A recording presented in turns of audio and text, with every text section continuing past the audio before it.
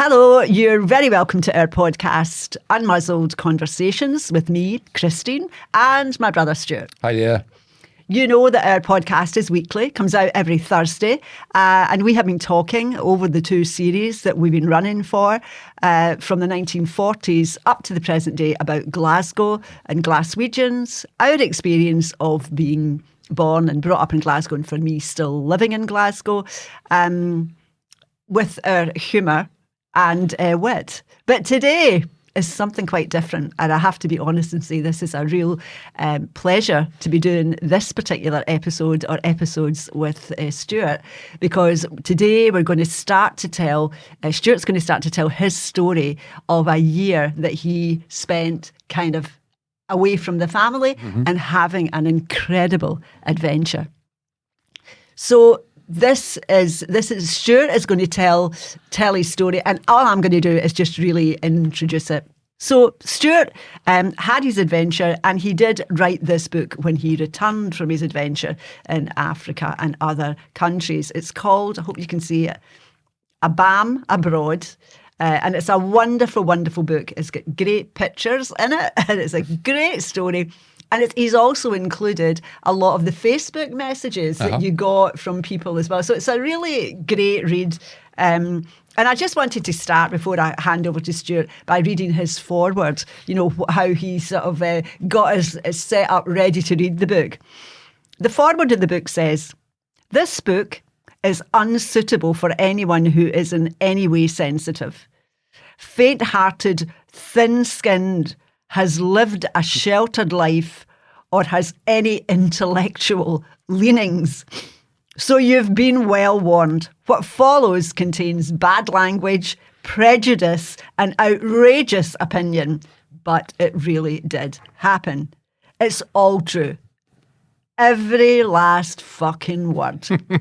So Shakespeare could have written that. So I'm just going to hand over to you, Stuart, and I will have a few wee questions, if you don't mind, throughout your storytelling. And maybe you just want to start by explaining to everybody what took you in this adventure. Yeah, well, I was 10 years ago just now.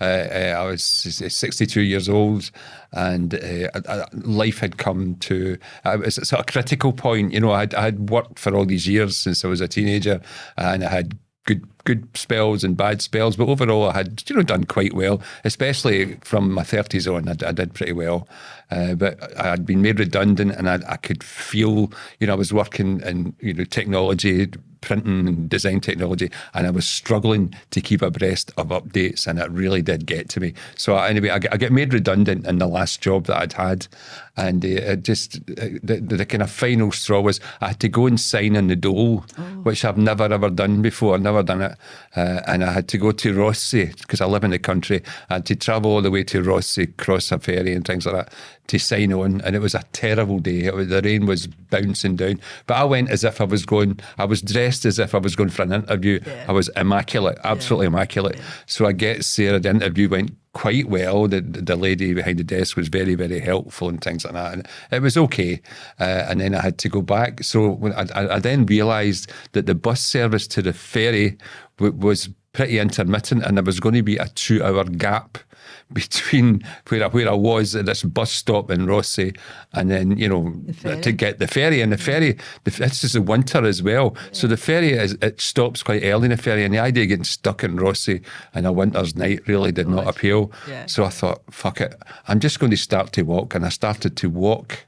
And it's about 6 miles, but I thought, there was all these kids, you know, teenage kids hanging about, and I don't think there was any danger, but I couldn't be asked listening, talking shite for hours, you know.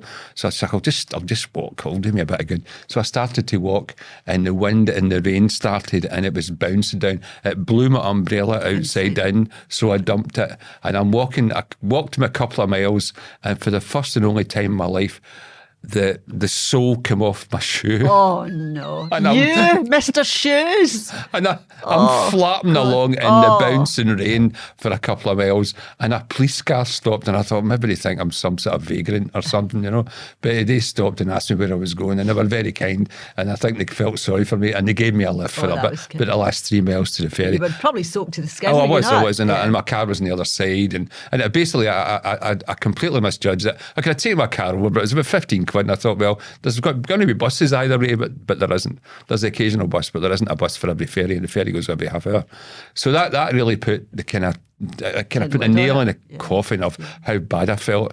And my wife Geraldine said, look, why don't you get away? Why don't you go travelling? Which I love travelling. And she thought maybe I'd go to the States. And I said, where would you like to go?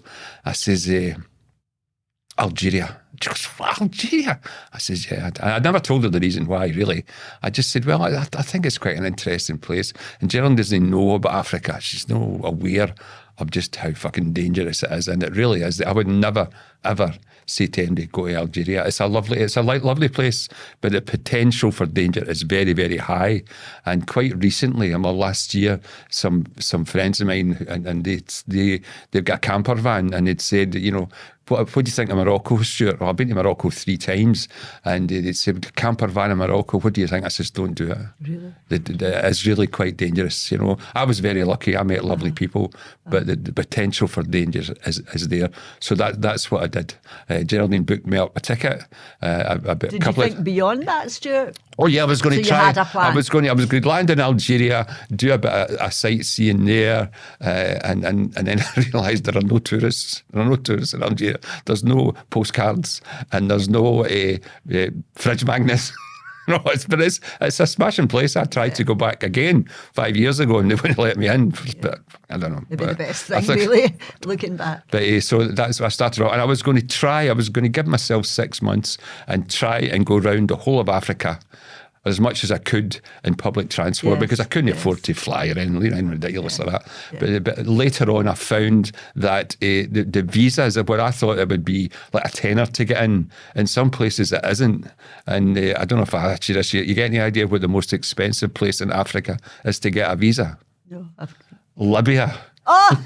In Libya. I was going to go a few years ago. You think it'd be the opposite? Maybe you pay money to get out. It was 250 quid to get a visa to go through Libya. And when you get to the west of Africa and you start going, there's Ghana and Nigeria, which are big countries. So you can spend a lot of time going through them. There's a lot of wee countries like Sierra Leone, Cote d'Ivoire and Senegal, all these places. And you need a visa for every one of them. So it really was expensive. So, but anyway, I was going to try. And then I spent some time in Algeria. I met a really nice guy who was really helpful to me. And then I was going to say, right, cheerio. And I showed him, I got him on the computer and I showed him my house. And he was interested. He was asking me. I showed him where I lived and he was really interested in it. He'd been to Europe, but he couldn't go to the UK. And I said, well, that's me. I'm off to Morocco and I'm going to go south. I'm going to head towards Mali and all these places. I wanted to go to Timbuktu. Yeah. and he says, you can't go. I says, how's that? He says, Algeria and Morocco have fallen out, which apparently they do quite a lot. Oh. The border's closed. You can't go west. Right. You can only go south, he says, which is mega dangerous. I wouldn't advise it. You could go east to Tunisia and go towards Libya and maybe Egypt. So I then instead, I didn't get to Morocco that time, but I went east to Tunisia and But before you even began, one of the things I was quite interested in was the jabs that you got. Oh, aye, and how, and also your very famous tattoo. Aye. So I thought that would be quite interesting for you. We'll maybe take a photograph of that and put it on Facebook sure. for people to see. But maybe you want to explain about the tattaoo, the one you got done for going away, and the jabs. I don't need to do it now, but we will put a photograph of it because it's worth doing that. I got it in French and in English, and it says no ransom will be paid. Really prominent, Big red. That's frame round it. No, that's a different one. Oh, is that a That's different one? Right, So, and the thing was, I bump into people, and in Algeria, because there's basically no tourists. There's people who work there, who work, oil workers and people like that. But there's no tourists like me there, and people are really interested, as people are. I mean, I'm interested when people come to live where I live. I'll ask, how'd you get here and things, and I always showed them it, and they're going, oh. I says, they to speak French. I could speak a wee bit of French, and they couldn't say Stuart. Say shirt. I said, shirt, ma famille, no argent, no money, no argent. Ma shirt mort, it's okay. It's okay, mais no argent. Stuart dead is all right. No money. And I went, So I think the value of my body just fucking went right down, I think as well your family were horrified and thought it was funny at the same time. Aye. Because the significance of even doing that, although there was, I'm sure, a lot of humour involved in getting that tattoo done, but I think it did bring home to some of your family as well to look at that tattoo. Do you know what I mean? Sort of remind you're not going to California here. This is this is not Toronto. This is very different situation. And I remember you telling me about the jabs that you had to get. You were quite, not ill, but they were quite severe. I can't even remember what they were now, but you do need them. Going to the continent of Africa, you do need all sorts of things. And I think maybe the government insists you do it. Maybe the British government maybe insists you do it as well in case you bring back something. Yeah. But the danger was really apparent from almost the second I arrived. And this is something I would say to anybody: if you can help it, never ever arrive in a country, any country, at night in the dark. I mean, it's different. You go to Spain and places like that. You're pretty safe there. But anywhere where there's any dodginess, and ages, later on in my journey, I was going to go to Albania from Italy. And then in fact, it was a ferry service. Yeah. And then I arrived in Albania till like 9 at night. And it was the same with Libya as well, wasn't it, Stuart, when you inquired that's right, I was going to go there. Yeah. So when you were going to arrive, and also when you look up, when you look up any hotel, or any area for hotels, the photographs are usually quite good. You're hoping they're accurate. And the ones in Albania look totally made up. They've been made up in the Soviet Union. Yeah. I think, that's not a real photograph, So that was something that I learned that way. Well, as I arrived, there's a thing about the taxi drivers I've got written here. Yeah. So it's 10 o'clock at night, and it's a really modern airport. It's called Algiers. They call it Algiers. That's what it's called, Algiers. A big modern airport. And I thought there's going to be a taxi rank outside. And the hotel I was going to was apparently one of the biggest in Algiers. So I thought, I shouldn't have any problem with this. But I looked outside, and there are no taxis, no taxi rank anywhere. I thought, this is strange. So there's guys coming up, hustlers, want a taxi. Oh, fuck. I'm trying to avoid them, but at the end of the day, I had no choice. Although actually I did, but I didn't realise it, because later on, this pal that I made, who was this? Was this Sufyan? Sadiq? Oh, Sufyan. He was the manager. Just a young guy, but he was the manager of the hotel. And he had said, if you'd phoned us, and he spoke perfect English, if you'd phoned us, we'd have sent a taxi for you. And I just had never thought about it. I just, it's not like me to me optimistic. I'm usually Mr. Pessimist, and I just assumed there'd be a taxi. I'm quite shocked that you'd arrived in a modern place and there was not a taxi. Oh, absolutely. Dumbfounded a wee bit. So anyway, I thought, I'm going to have to get a taxi. I'm going to have to use one of these guys. So I looked at it. This other guy come out and says, okay, how much is it? Combien the hotel? Well, I can't remember what it's called. Something Palace it was called, the something Palace Hotel. And they said, 10 euros. I mean, okay, 10 euros. I said, that's okay. So I started to follow him, and I've got 2 rucksacks. I've got one, a front and a back rucksack. I would go outside, and then I realised that about 20 metres away from the airport building, there are no lights at all.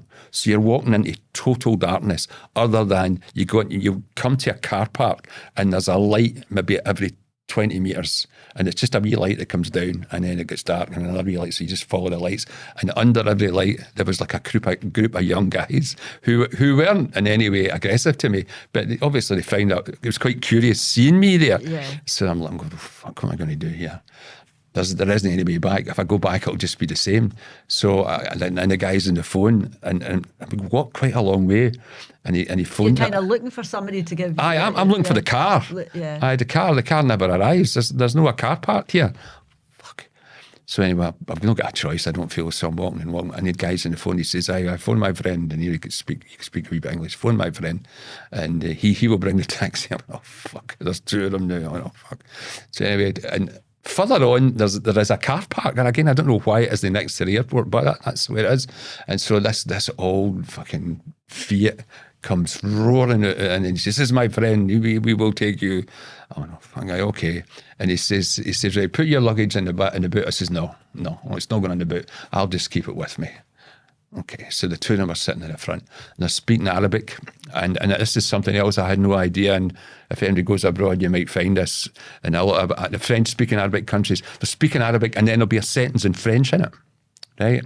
So that's to exclude you, isn't it? Of course. Well, it's a natural tongue, that's just the way they speak. So that they're talking to me and they're asking me what I'm doing, and I'm up front, but I'm not completely stupid. So I'm telling them they're waiting for me. They're waiting for me. I have booked the hotel. I'm going to be okay. And so after a wee while, they say, actually, we're not taxi drivers. Oh, imagine. I'm going, fucking no shit, Sherlock. Is that right? We're businessmen. Oh, yeah. Okay, right, okay. And they said, so we'll talk business later. I went, okay.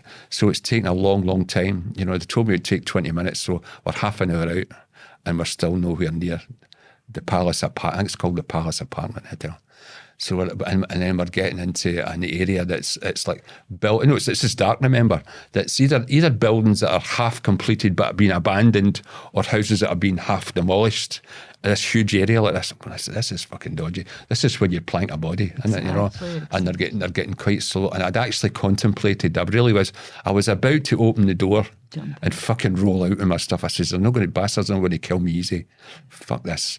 So anyway, just at this point, I had actually had my hand in the handle. I was waiting for them to go, a wee bit slower than they were going. And they said, "Oh, there it is." Okay, no, it's all right, okay. So we get, and I don't know whether we're just lost, but they told me, while we're driving, this is half an hour I was with them, told me all this shit about how they can change my money and they can take me to the very best restaurants. And I said, I've never been to a best restaurant in my life. I have no ambition to go to a best restaurant. And I'm wearing Levi's, and a t-shirt, and desert boots. I'm not dressed for that kind of place. And I didn't bring clothes like that with me anyway. So anyway, we gets to the hotel, and the hotel's nice. And so I'm taking my stuff out, and I says, merci bien, monsieur. Give him the €10. And he goes, no. He says, you keep it. He says, we will go into business. Oh, God. He says, what we will do is, we put your stuff away, get your passport. They were speaking English to me at this time, We'll take your passport and we'll go to the airport and we'll be able to buy whiskey with your passport and we'll bring it back and we'll make a fortune. And I went, no. But they weren't for taking it. They were not for taking no for an answer. And they'd fucking give me a nipping. They didn't touch me. They put their hands on me, but they were coming really close, really trying to tell me. Aggressively, I went, no, monsieur.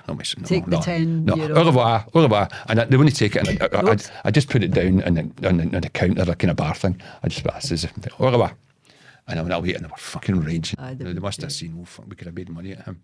So that was and I put a barrier on the door because they knew where I was staying, and they knew what room I was in as well, because they hung about while I was checking. So they actually came out of the car with you. They followed me into the hotel. Well, they don't give up easily. No. But anyway, it ended up okay, but it was quite scary, And that was my first night. That's your first night. And the next day, I'm just tapping it in, letting how I got on. So explain to people how you're keeping in touch with everybody in Facebook. And you're updating to the family everybody as well. And to the family, in separate email messages and things. And I'm texting it in, and get these come home now. But One also, of my grandkids are crying. You have to go straight to the airport, get on the first plane to anywhere in Europe. That's just not. I'll be fine. But it was nice not nice, but it was quite funny how chapter 1 you called an arse in Algeria. Well, and some pretty of the descriptive. Some of the chapter titles are really, really funny.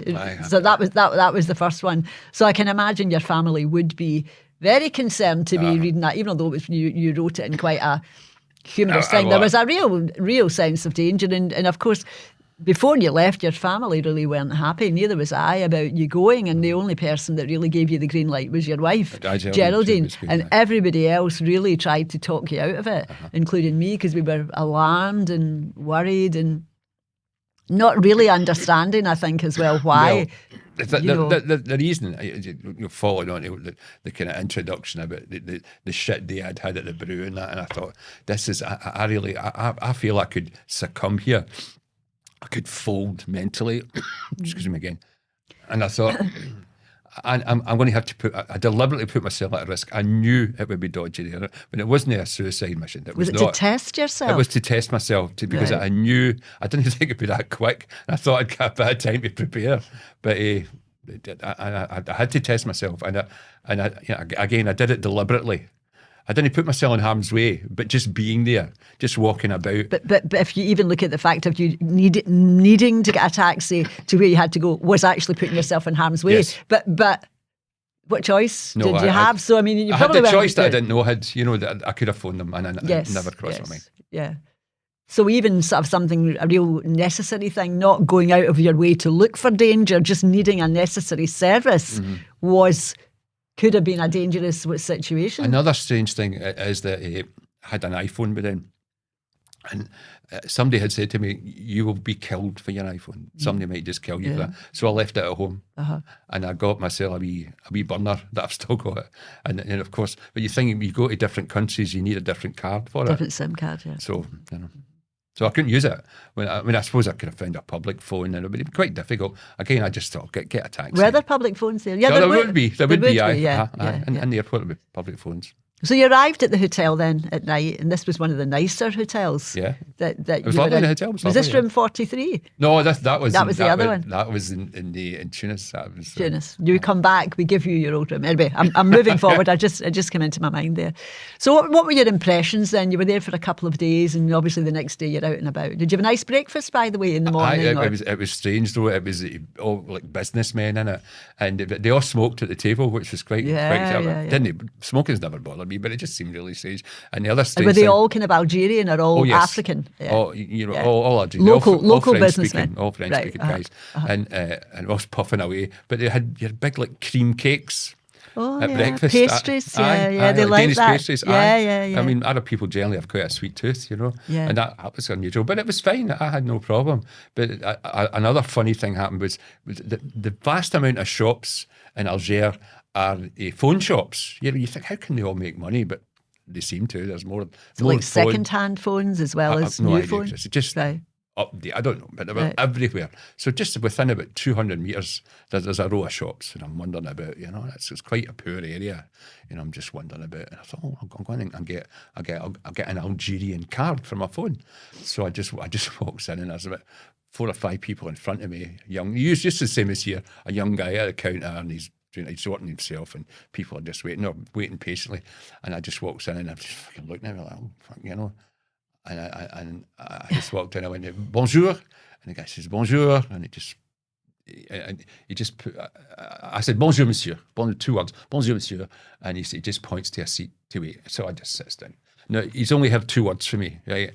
And he must assume I'm French, because my accent's okay, I didn't get any. It was only 2 words. I said, so I'm assuming everybody thinks I'm French, because I'm obviously not local.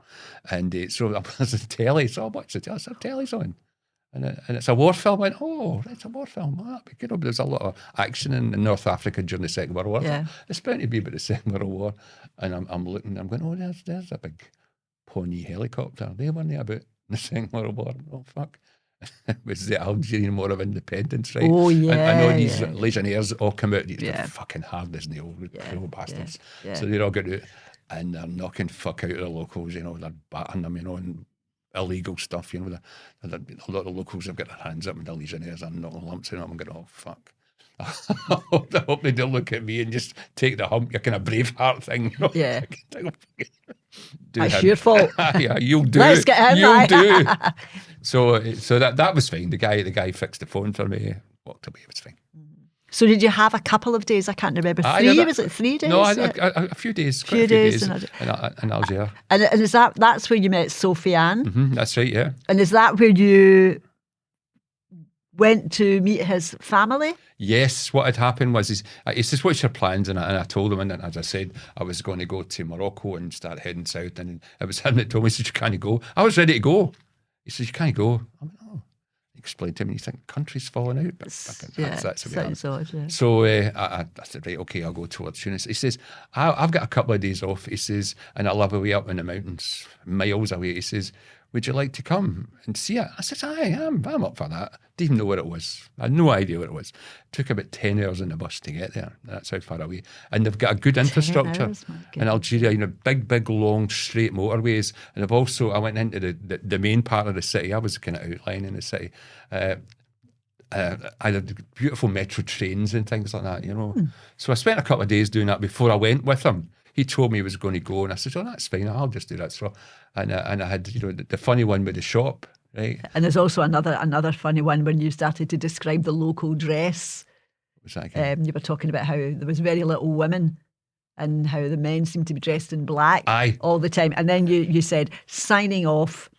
More from your North African fashion correspondent later. I thought that was absolutely hilarious. Well, it's because when you see people who dress so similarly, it's quite strange. The men all seem to wear black. They like a leather jacket. A leather jacket's a big deal. It's a big deal. And a phone. But the women, almost all the women, not all. I'll come back to the religious thing in a minute, but. All the women seem to wear like a fawn, double-breasted light coats and leggings. I've seen that. Yeah. And almost them all doing it. And it just like a uniform type thing it's almost. It's really, really strange to see that. You think, yeah. It kind of takes you, it takes you back. It's unusual, and isn't I look it? complete, I'm wearing Levi's, a jacket and a pair of cargo pants and a t-shirt and desert boots. Now you think that would be common, but it's not. Nobody else look like that. No, so you stand there, you don't need to speak or anything, not carrying any rucksacks. You're just walking along and you look completely different. Mm-hmm. So I went into what was it? One of the shops I went into. I had a touch of diarrhea, right? And I forgot to bring the pills that you get. So that's again, it's Algiers itself's big modern city. So this big chemist, big modern chemist, and everybody's looking at me like that, and I'm going, oh God, fuck.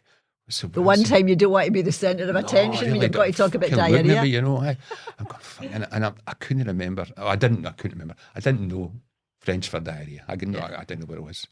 And I'm trying to explain I've got diarrhea, and I'm going, fucking, they're all looking at me and having a wee giggle, fucking dafty, And then I discovered, this girl said, "Le diarrhea." It's the same word. Fuck, I'm going, and they're all diarrhea. So causing entertainment wherever you go. Aye. So that from there you had a couple of days up in the mountains. So what was that like, Stuart? It was amazing. It was absolutely amazing. And one of again, Sophia. So you went by bus, bus? No, right. Just we went. Sofiane took me. He was very, very proud of this big new shopping mall. Which is lovely. It was a big kind of Western thing. But what was really strange was when you went in, total security when you went in, and there was female soldiers. And they went through the ladies' bags, every single handbag, everything they went through. I didn't have anything, my rucksack was back in the hotel, so I was okay. But they just checked you out. That's fine when you go. And every handbag, security. What, in case you're bringing a gun in or bomb, guns, right, whatever. Right, that's it. Right. And then when we got to the bus station, it was just like I was going to an airport. You had to put your case up. And a guy comes up and goes through your case. Oh, really? And so I had 2 rucksacks, and Sofiane was first. He's come to him, and the guy comes up to you, and I'm in this, salam alaikum, and the guy, alaikum assalam. Just fucking. I says, what happened there? He says, because you're polite, they just assumed. Did they ask for your passport or anything like that? No, didn't ask for that. No. And when you were on the 10-hour journey, you didn't get stopped at any point. That was sort of later in other countries. I don't recall, there was no, Christine. Checkpoints and stuff, which you experienced later on. I was going to say something else quite strange. There was a lady I got talking to. Somebody told me to go and see her in the village where I lived, and she travelled to Nigeria like every second year, and she worked for like something to do with the UN. It was a kind of it was a volunteer thing she did for the UN, and helping women's medical problems and things like that. She told me what to do and what to take and to give to people and things like that. And she says, Stuart, you need to be dead careful when you're talking to women. Just be really, really careful. Yeah. And in Nigeria, the Christians and Muslims, but one is equally as fanatic as the other. When it comes to talking to women, it's not like the Christian women can talk away. So I was very, very aware of this. So I was polite to people. And anyway, so I'm on the train. I'm on the train. Sophia spent a lot of time. He took me out and about. So we're on this brand new metro train. So he takes me in, and we're talking away. Everybody's looking, because he's speaking in English. So that would be very unusual, two people speaking in English. And he's got perfect English, and he wants to speak English. I want to try and speak French. So we're talking about, and I'm just looking, and just after about 10 minutes, this girl, about 20, comes up and speaking to me in English. Excuse me, sir. She said, I heard you speak in English. Could I join you? She put her hand on my shoulder, which is quite a common thing, and we don't do that. Is it? Yeah. You put a hand on my shoulder. I went, oh, that's fine. No, and she came and sat down, and she was at university, she was studying English at university, and she was lovely. And I thought, obviously, Algeria is nothing like as strict as other countries, because she did this in full view. An older foreign approaching. Man. She approached me and sat in public, sat down. And she didn't know Sofiane either. She's a young guy, and she was speaking away, and it was fine. She got no looks of disapproval or anything. So I thought that's quite good. Yeah. But another thing that happened in the train. So when you were on the train, this was Sofiane taking you. Yes, he took me in other places, and you were staying with the family at this time. No, this was still in Algiers. Oh, right. This is before I left. See, a lot of funny things happened to me there. And the funniest of the lot was when I went another day on my own, and I got on the wrong fucking train, and I ended up going out the way. Instead of going into the city, I went to the very outskirts of the city, and I stopped, and I'm kind of waiting for it to keep going, because I know this is not the city centre. And it stopped for about 5 minutes, and then I realised, terminus. It's some sort of terminus. Yeah. So there's nobody about at all. There's just nobody about. I thought, what am I going to do here? This is fucking the middle of nowhere. And it's quite a kind of rough area, so I'm wandering about, and I see this shop, and it was like, and I walks in, and it's like a wee old shop that used to exist when we were kids. Yeah. It wasn't a supermarket. In the Parley Road. Everybody's up. Ladies are there with their baskets, and to go up and point to this and that. Like Ronnie Barker's shop. Yeah.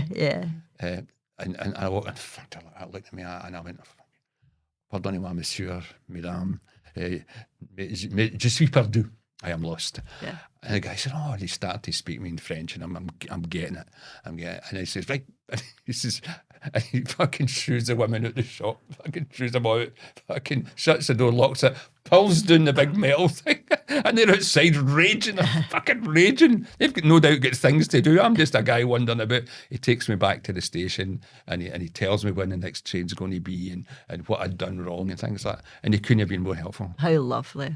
It kind of restores your faith in humanity, after the dodgy... The initial taxi drivers are businessmen. Little did you know what was ahead of you. You were thinking that might be the worst thing that could have happened.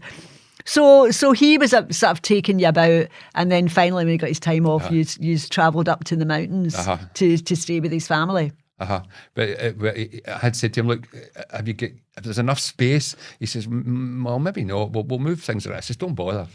I'll just get a hotel. And I did. I got this hotel, which...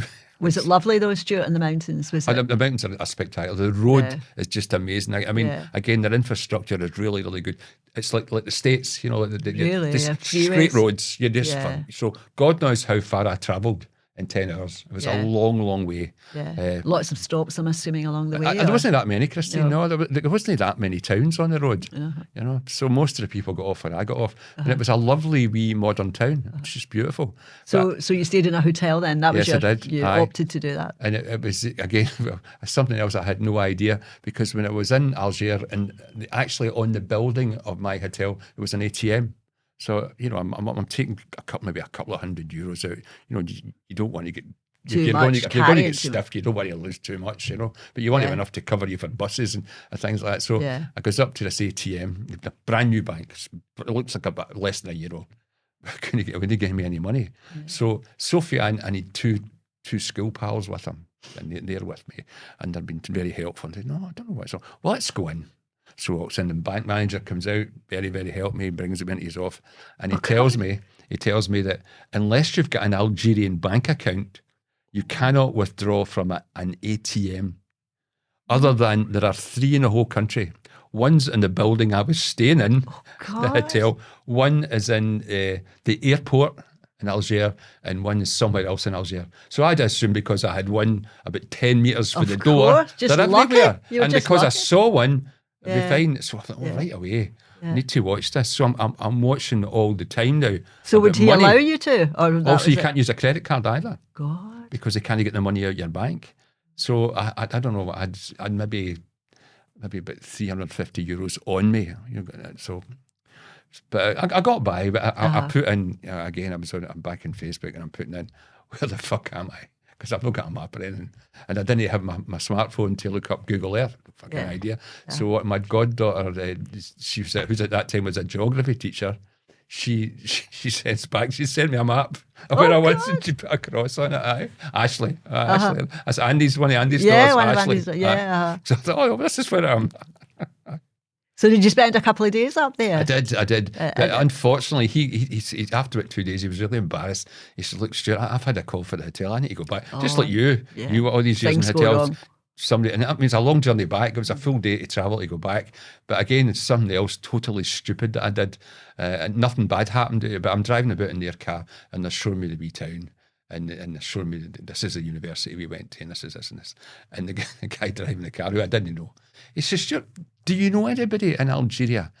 I says, "Well, no, just you 3. Fuck. Any sense would say, I've got an uncle who works in the embassy, and there's somebody waiting for me, you're fucking wherever, But I didn't. But they were lovely guys. The 3 you can imagine them talking about you till they're old and grey. They'll say, "We must tell you about this Scottish guy that we came across." Do you know what I mean? Because it's just such an odd thing to happen. I kept up with Sofiane. Yes, I know. To him, did you not go to his wedding? Wedding 4 years ago. He moved to France, and he married right. this lovely girl. And I went to this amazing Muslim wedding, and Jeremy's up dancing with all the women, with all the Arabic gear on, and it was amazing. So he's got 2 daughters now. Oh my goodness! Do you think can you ever get into the UK? No, he can't. No. Maybe he's going to become a French subject. Once he does that, he might. But it's to do with I suppose you could always go to France. It's not a big deal now to go to France. But it'd be nice for him to come here. Oh, it would. And he wants to. He very much. His wife's lovely, and he's got these 2 lovely looking wee girls. So it'd be great to have them. Because he was. I mean, without him, I would never be able to do half the stuff I've done. Yeah, he was it just sort of like, I kind call these people angels without wings. They just walk into your life and they kind of scoop you up. Mm-hmm. And carry you on, you know what I mean? And you don't know where they've come from, but they're there, and they make all the difference in your life, and particularly in a country like that, and it kind of restores your faith. Not everybody's a potential criminal or potentially out to get you. So, after you came back from the mountains, I presume you went back when he said, "I've got to go back." No, Stuart, I stayed on. Oh, you stayed on? I stayed on, Right, okay. I went to this hotel. What was it called, Stuart? I can't place. Remember. It's not. I can't remember. It's there anyway somewhere. It's not Bouyra. Bougra. Is that it? I think that's you it. said described it as a version of Black Hill in the 60s. Somewhere it was. Right. Is this the mountains? Aye. Fuck. Oh no, Christina. Is this the one where you get the biggest sheep in the world in the mosque? That's right, aye. That's right. That's not in Tunis. No, I thought it was getting mixed up. I don't think that's in Tunis. No, I can't really remember. You sent a picture of this massive big sheep, and you said it was the size of a cow. I was like, well, not quite, but it's a pony, but it was fucking huge. Nearer a cow than a sheep. What I should have done was I should have taken a selfie with it to give you an idea how big it was. But just the fucking coat in it was like that. That's a big. And it's quite a nice looking sheep. You know what I mean? Very attractive. A sheep goat. That again, that was a cracker. I was just wondering about this place, and I'm taking, and I go to the mosque. The mosque is shut, but I'm taking photographs in the mosque, and I'm wondering, what I'm doing, and I'm going to click, and I see these growling faces looking at me, and it was either, I think it was a police barracks, it was guys in uniforms, and it would be very dodgy looking women, and I'll get these dodgy. I was going, I went, and I think I got lost and I had to go back the same way. And they were still here. You try to look at them, you think, oh, fucking. But aye, so I did that as well. So you kind of made, you were sort of, You were sort of based in Algiers, but through Sofiane, you got to see all other areas of Algeria that you would never have been able to see. Luckily, where he lived was going east, which was where I was going to go anyway. And so from there, I got the train to I got a train to the again. They follow it with Tunisia. They don't have a train that goes right into Tunisia. They've got a train that goes excuse me again, that gets to a wee town, a wee border town. And you just walk across, and then you start again. On another train? No, I got a taxi. I got a long-range taxi. All right. 2 hours. A proper taxi? Aye, but I shared it with 3 other people who were lovely again. Really, really nice, interesting people. Yeah. So this was you now in Tunis? Aye. No, but remember the guy I met? I met a guy in the train. This guy Sadiq. Oh yes, I've got Sadiq down here. Well, a right fucking somber looking guy, you know. Yeah, Sadiq, yes. He looked like a gangster. He's sitting across from me. So again, because I look different, you know, again, I just look normal, but to him I look totally different. And he starts talking to me. He says, you know, you speak English? I mean, yeah. He spoke a wee bit English. And I tried to persevere with the French. And he told me he was a policeman. And you said he was quite dodgy looking. He was. But he thought he was lovely when she spoke to him. But you looked at him, he looked quite a sinister guy, you know. Maybe it was in real life, but he was fine with me. He was really very, very helpful. And he says, "You follow the football?" I says, "Oh yeah." He says, "Do you watch?" And I says, "I watch the Rangers." And he goes, "Oh, Bouguera, Magic Bouguera, who's an Algerian. You remember him? He played with Rangers. No, at the I time? don't remember him. No. Big Arabic guy, you know. Yeah. He played centre back. He was a good player. Unfortunately, didn't get him till he was kind of later in his career, and he stayed for a few seasons. But a good player, and he was a captain of Algeria. Right? He says, "I've got a photograph of him on my wall with his Rangers stuff on." Oh my goodness! It's amazing, aye. So I read this part of your book that says the epic journey that would give Moses and the children of Israel a run for their money as far as incidents, mostly acts of stupidity, are concerned. Is that describing this train journey? Aye, absolutely. Right. Because there were a few things about water, about deaf guys and blind people. So let's hear some of these stories are brilliant. The blind guy, it was an older guy in his 60s. Clearly blind. He had, the cane and things. And I'm always respectful of people and that. So was he kind of sitting beside you, Stuart? Was he in your sitting group? Near us, sitting near us, so just kind of making sure the guy's okay. So later on, I mean, it was a long journey. It was an overnight journey I was on. So during the night, I'm up and I goes to the toilet. And of course, him being blind, he didn't put lights on anywhere. You know? Yeah, so of course. No lights on. So the toilet, it's a wee bit kind of basic. And I just assumed there was nobody in it. And the door was kind of, I didn't realise he had locked the door. And there was gaps above it and below it. And there was no lights. So I just assumed, I wrongly assumed there was nobody in it. But of course, he didn't put the lights on. So I fucking battered the door and it hit him. Oh. And he went, ah! And I went, fuck. So I had enough sense not to see it. And I thought, well, it's not as if he's going to recognise me. I just fucked off. Yeah. He was okay. He was limping a bit when he came out. But he was okay. At least he couldn't spot you. No, He couldn't say it was him. No, and I didn't speak. Anyway, so that Sadiq's these about 4 young guys, teenage guys, come on, and they're just young guys being quite rowdy, but they're okay. And Sadiq and he's kind of sinister looks, fucking watch them. Watch these guys. He says these could The young guys, Stuart, teenagers. These guys could be dangerous. Just be careful with them. Okay, Sadiq. Okay. So he goes away for some, I don't know, a toilet or something. He's away for ages.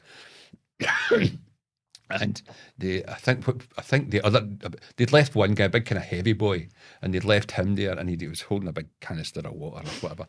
And they went away somewhere. The boys went away. So the boy's on his own, and he's looking over and saying hello. Bonjour, bonjour. And he doesn't speak hardly any French at all. He was really struggling. And he's speaking his own language. He speaks a language called Berber, and Arabic. Yeah. Of course, I speak neither. And so he kept talking to me, and he's going, what? I went, no. And he kept going. I went, I don't fucking want any, right? He's offering you the water that's in this big canister. Fucking get on about it, not about it, And then his pals come back and he's going, that's fucking sign language. I went, oh, the guy's corned beef. He didn't know what I was saying. So Sadiq comes back and I tell him he's killed himself laughing. So that was the perils of that.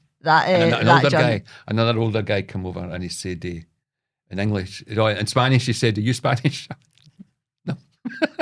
So, and he explained he could speak English, and he just had said that years before he had been in Morocco, and Morocco was French and Spanish, and he had been taken to hospital at a Spanish hospital. And that's the only Westerners he'd ever met in his life, maybe 40 years before when he was young. Be in his 60s, and he just thought maybe I was Spanish. So he tried to speak to me. That was lovely, but they couldn't go far. Yeah. It's quite quizzical to think that people hadn't met Western people, isn't it? So what a novelty. Mm-hmm. I mean, up in that town in Algeria, Sufyan's hometown, there were no Westerners at all, none, and probably none had ever been there because there was nothing there. There wasn't like a factory where Westerners would be brought in to install food, to install machinery or anything like that. It was I don't know what how they made their living, but there was nothing really big there. That years ago maybe there had been French people there, but absolutely none at all. None of the generations who live there now would ever have met any French people there. But about a year later, after I come back, I just read about some guy, a French guy who had been in that area, and he was just walking, and local terrorists just killed him. They didn't even hold him to ransom; they just killed him. So just highly suspicious of how you look and just kill you anyway. So. Mm-hmm. That brings it home a wee bit, Stuart. It really does. Honestly, a lot of these stories are really quite humorous. Underneath this, there is a dark sense of you made it and you made it home. Did you find yourself when you were sending these messages, your Facebook things, trying to kind of? I mean, there's a lot of humour in in the way you've presented some of the stories.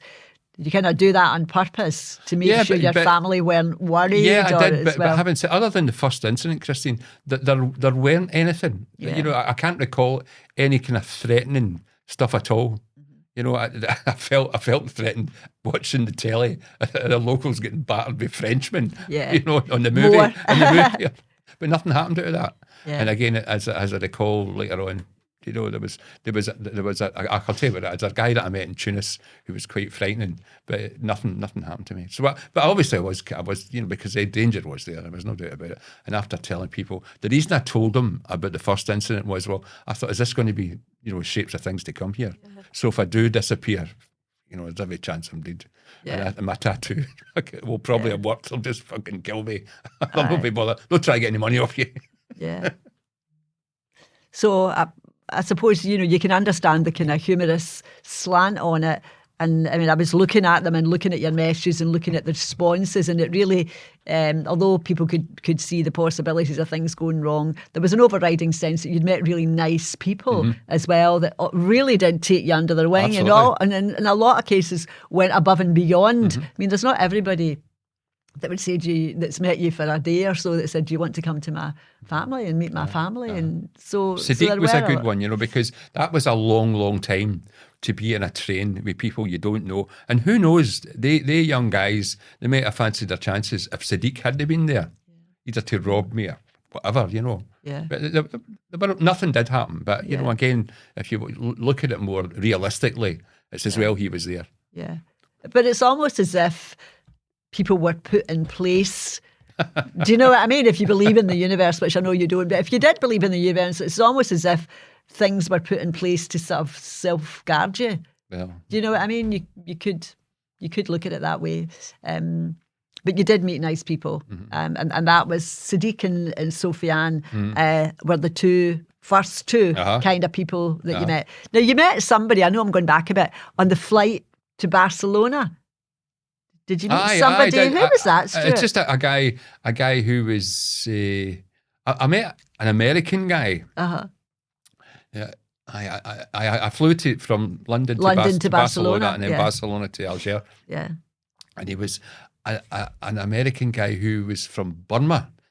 He was a second generation Burmese person in the USA. Wow. And he was telling me all about it, and he was called, it's now called Myanmar. It hadn't been long called Myanmar. And he says a lot of shit. He says Myanmar is just Burmese for the old country. It didn't mean anything. Yeah. So I was quite interested in that. Yeah. So you did really, every step of the way, you did really meet nice people. I met an Algerian guy, a young Algerian guy, on the flight from Barcelona. And he was quite nice as well. He was trying to be helpful and tell me things as well. So you were kind of looked after in Aye. many ways when you start to think about it and think about how people really did kind of go. Well, they were probably intrigued by you, Stuart. Well, you're probably saying, who's intrigued. this lunatic? Yeah. Why are you going there? Why are you going? You're going to Algeria? Pourquoi? Exactly. Just want to see it, you know. And also, Sufyan took me to the one of the days he took me to Algeria. He took me to the French cemetery.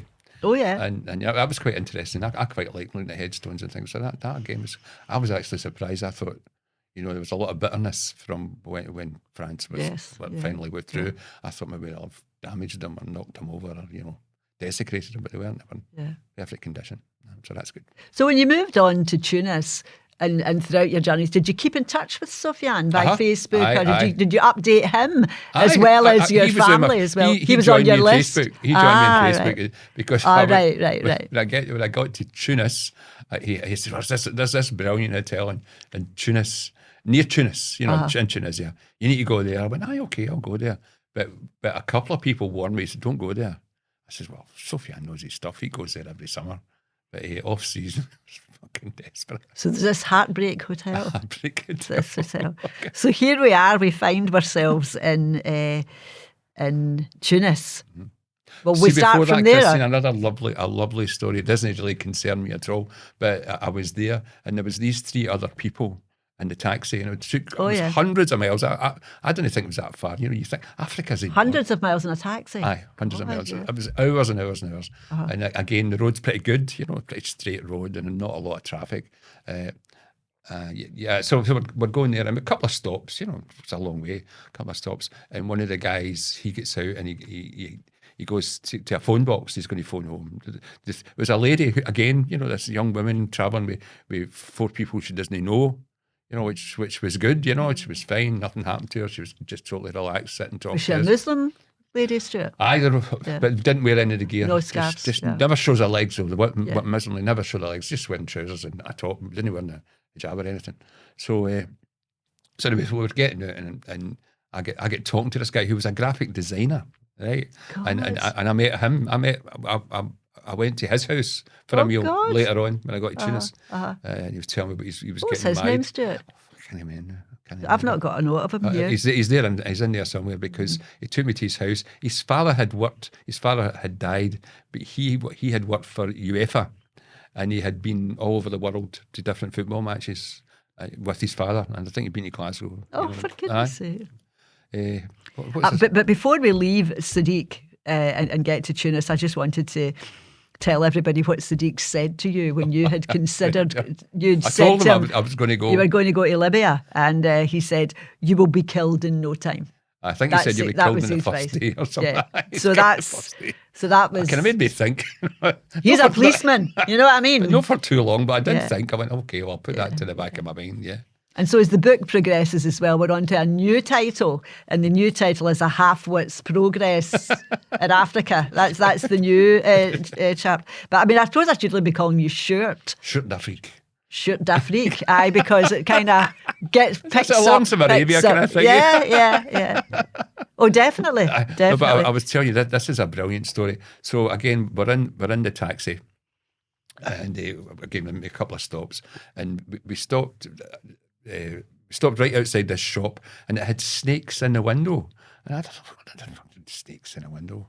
There's photographs. Live snakes. I don't think they were live snakes, but you think, why is there snakes in the window of a shop? Anyway, they were there. So it was just kind of quite interesting. So next door was a coffee shop. I got a coffee and a donut or something. And one of the other fellow passenger, he went away somewhere, and it comes back, and he had said, well, I was, you know, did everything go okay? The guy's talking to him in French, so I could understand. And he said, yeah, he phoned his family and everything's fine. He's just letting them know where he is and when he'll be back. And we're just about to go. And this guy comes running up. And he says, the guy said to him in French, you left this in the phone box. And it was his content. What did you call the books that people used to have years ago? That yuppies carried. What were they called again? Filofax. Filofax with his wallet on top of it. And I think his car keys and this package, you know. How kind and honest. Jesus Christ, you know, I mean, Arab people got a terrible name for being thieves and things like that, you know. or Berber people, people for that area have got terrible names. And this guy came running up. And How lovely. And the guy hadn't noticed. So he had no, he was just, He he was just going to walk into the car, and I was outside. I was standing outside, just finishing my coffee with the driver, and we're just about to go because he's saying, "Right, we need to go now. We need to go in 5 minutes." So imagine if you'd gone 5 minutes earlier. Oh, aye.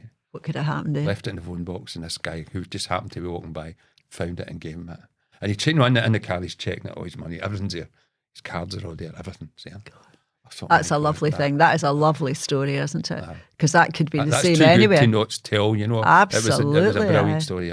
Yeah. So once that journey is done, or is there more to talk about on that hundreds of miles car drive to Tunis? No, really.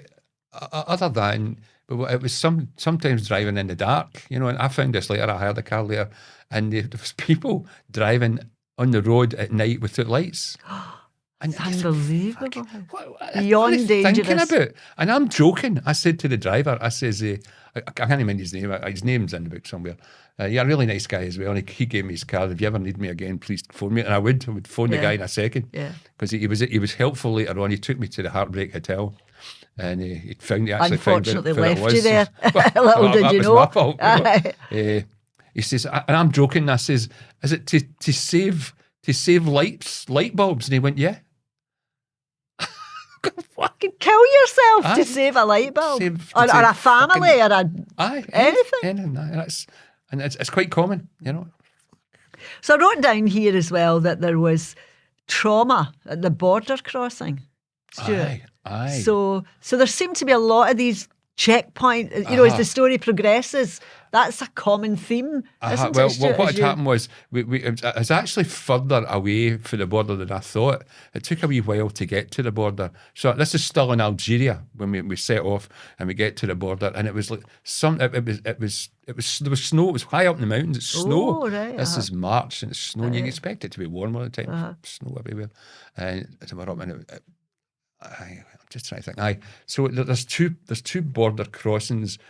Well, there's one border crossing, but there's two camps. You've got to go into the Algerian compound first, and they check you, and then you go about 100 metres, and you go into the Tunisian one. Right, so that's I get through the Algerian one. They go through your luggage and all that as well, Stuart. Aye. So we get to the Tunisian one, and they're quite officious. They take a long time, and there's tons of people, mostly lorry drivers. Oh yeah, of course. No tourists. Yeah. Again, just people like my colleagues here who were travelling. But they were just travelling back. They had for they either worked in Algeria and they were going home. So that kind of thing. Yeah.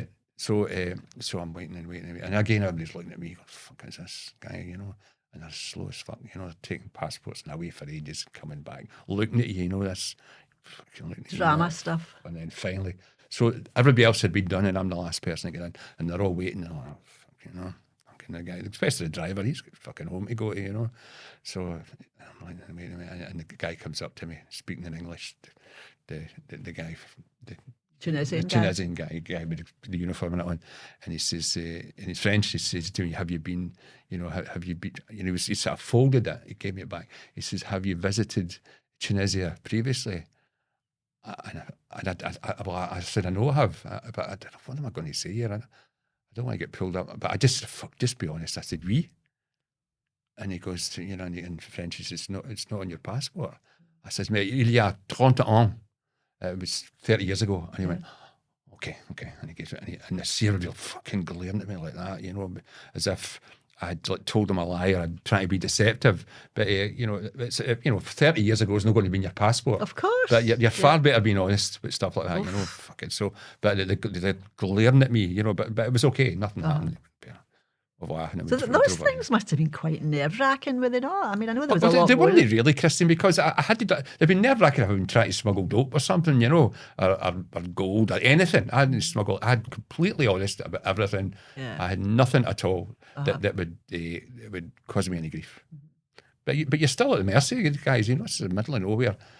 Like 3 o'clock in the morning, up in the mountains. These are official people, though, Stuart, employed by the government with the uniforms, because there was more to come of people that were not. But that's for another day. So the checkpoint, that's not a checkpoint. That's a border crossing. Border crossing. So that's a slightly different and then thing. we moved on, and again it was actually in Tunisia where we stopped, and the guy left his stuff behind. But you're right, I'd forgotten about that. Yeah. So I've written down here, it seems to be constantly raining. From your description, and I guess we always think of those countries, but you forget it's off season. This was in February that you were there. And mountainous, not everyone's. We don't expect to go to Tunisia and find the rain. We think we've left that behind in Scotland. We don't expect to associate Tunisia with snow or rain, really. So the book starts then with this other chapter, a tit in Tunisia, and you're now to be known as Stuart of Arabia. So that's what the book's now saying. So don't be surprised if you call me Stuart and I don't turn round, because that's my new name now. Stuart. I thought D'Afrique was even better. That was like I was copying Lawrence of Arabia too much, so I thought I'd take a wee tangent there, Yeah, definitely. And cover a bigger area. Whole Africa I was hoping to get to, remember? I thought Stuart was brilliant. Absolutely brilliant. So I think maybe we'll just leave that there. I mean, that's our first episode into this, and it's probably taken longer than either of us would have thought. But there's so many good gems and stories there. And how many people, honestly, Stuart, of your age, have made such a decision that seems a wee bit of an insane journey to do this. So you're not going to meet very many other people of your age that can tell a story like this and who survived to tell the story. That's it. So so there ends part 1 of Stuart in Arabia. Stuart D'Afrique, remember? Stuart D'Afrique, yeah. So we're going to have, I think this going into part 4. I think we might be labouring this out a wee bit, but we're loving it so much because it's, as I say, who are we ever going to be able to speak to personally that's had an adventure like yours, Stuart? So thanks for joining us today. I've loved this. It's great. And I'm looking forward to part 2, which will definitely be next week. Don't forget that you can find Unmuzzled Conversations on Instagram, on TikTok, and on Facebook. And the podcast, which comes out every Thursday, is available on Spotify and on YouTube. So look forward to picking this up next week, and we'll see you then. So it's bye from me. Bye from Stuart. Stuart. Au revoir. Very good.